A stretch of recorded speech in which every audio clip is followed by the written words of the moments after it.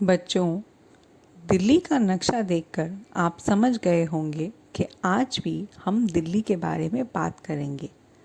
लेकिन आज हम दिल्ली के गांव की सैर करेंगे। हाँ, आप सोच रहे होंगे कि दिल्ली तो एक शहर है, भला शहर में भी गांव होते हैं? तो आइए आपको इस सवाल का उत्तर देते हैं। दिल्ली में जो कई मंजिलों वाली इमारतें और बड़ी बड़ी कोठियाँ नज़र आती हैं, उनमें से ज़्यादातर को बने हुए 60-70 साल ही हुए हैं। तो पुराने समय में दिल्ली के लोग कहाँ रहते थे? जी हाँ, वे रहते थे दिल्ली के गांव में। दिल्ली में हजारों सालों से गांव बसे हुए हैं। हो सकता है आप भी दिल्ली के किसी गांव में ही रहते हों। पूरी दिल्ली में कई गांव ऐसे हैं जो पूरी तरह बदल चुके हैं। इन गांवों में पुराने मकानों को तोड़कर नई इमारतें बनाई जा चुकी हैं। जिस जगह कभी बड़े बड़े खेत हुआ करते थे, अब वहाँ बड़े बड़े मॉल यानी चमचमाते हुए बाजार बन गए हैं। लेकिन अभी भी दिल्ली में ऐसे गांव हैं जो बदले नहीं हैं। ऐसे ज़्यादातर गांव में आज भी खेती होती है और साल में 2 बार फसल काटी जाती है।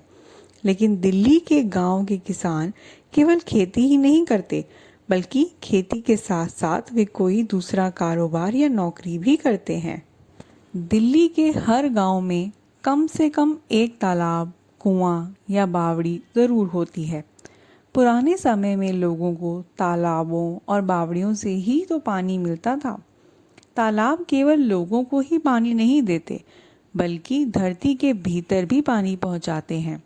तालाबों में बरसात का पानी बहकर जमा हो जाता है। यही पानी धीरे धीरे रिसकर धरती के भीतर चला जाता है।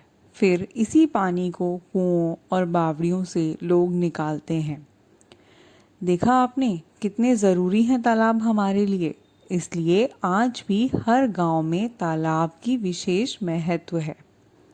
हर तालाब के पास पूजा करने की एक जगह होती है।